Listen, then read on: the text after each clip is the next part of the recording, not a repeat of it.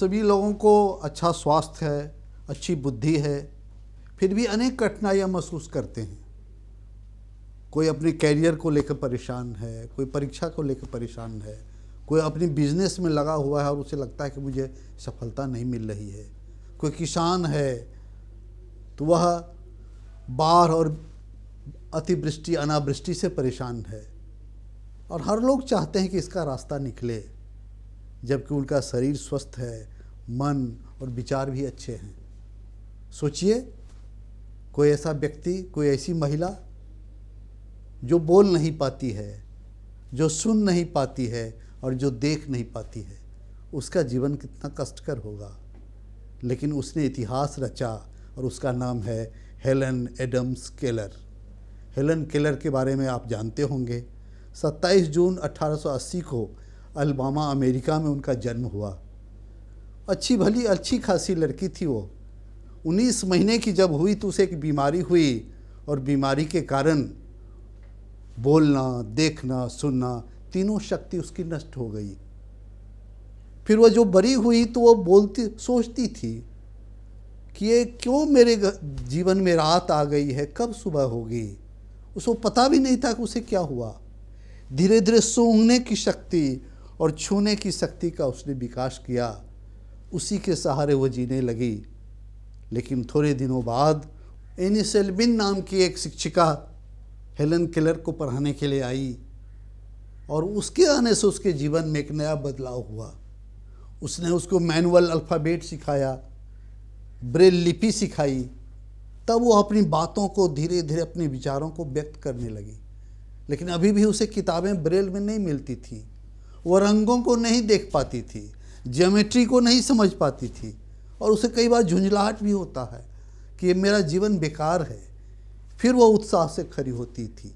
और आप जानते हैं, 1905 में उसने पहली ग्रेजुएट ऑफ द वर्ल्ड, जो अंधी भी थी, बधिर भी थी, मूक भी थी, फिर वह उसने आम लड़कों के साथ ग्रेजुएशन की डिग्री प्राप्त किया। अब उसकी लड़ाई समझिए, उसकी परेशानियों से पार पाने की ताकत को समझिए। वो केवल विकलांगों को ही नहीं, अच्छे लोगों को भी प्रेरणा देती है। और उसने अपने जीवन के ऊपर में एक किताब लिखी, the story of my life. 50 से अधिक भाषाओं में उसके अनुवाद हुए हैं, और दुनिया की सबसे अधिक बिकने वाली किताबों में वह है। कभी आपको अवसर मिले तो उसको पढ़ें। वह कहती है कि मैं अपने दोस्तों से पूछता हूँ कि तुम कहाँ गई थी, तो बताती थी कि मैं जंगल गई थी। तो क्या देखा? तो कुछ खास नहीं। वो चिंतित हो जाती थी कि मैं तो देख नहीं पाती, फिर भी मैं जंगल में जाती हूँ तो पत्तों को छूती हूँ। कोई पत्ता मखमला होता है, कोई रूखा होता है, कोई तिकोना होता है। मैं पेड़ की टहनियों को सहलाती हूँ तो मुझे पता चलता है कि ये चीड़ का पेड़ है, ये आम का पेड़ है। और मेरी दोस्त, जिसको भगवान ने आँखें दी हैं, उसको कहती है कि जंगल में कुछ खास नहीं है। बार बार कहती थी कि ईश्वर ने जिन्हें आँखें दी वो देख नहीं पाते, वो अवलोकन नहीं कर पाते। कितनी बड़ी नियामत है। वो बताती है कि जो ताकत आपके पास है उसका सही इस्तेमाल आप नहीं करते हैं, और जो नहीं है उसे खोजने में लगे रहते हैं। प्रकृति के संगीत को वह स्पर्श से महसूस करती थी। जहाँ झरने चलते थे वहाँ वह हाथ डालती थी, और उसको महसूस होता था कि झरनों में क्या गीत बन रहे हैं, झरनों की क्या गति है। स्पर्श के द्वारा उसने पूरी दुनिया को देखा। मखमली घास पर जब वह चलती थी तो उसे लगता था कि यह प्रकृति का कालीन है, क्या मज़ा है इसमें। ऐसी लड़की जो अंधी थी, उसने अपने स्पर्श के माध्यम से दुनिया को देखा, और वो बार बार कहती थी कि शिक्षा ही वह ताकत है जो जीवन में बदलाव लाता है। और इसलिए जब वो समर्थ हुई, उसने जो अपनी किताबों से उसे राशि मिली, उससे उसने ब्रेल लिपि के लिए, पुस्तकों के लिए अपने धन खर्च किए।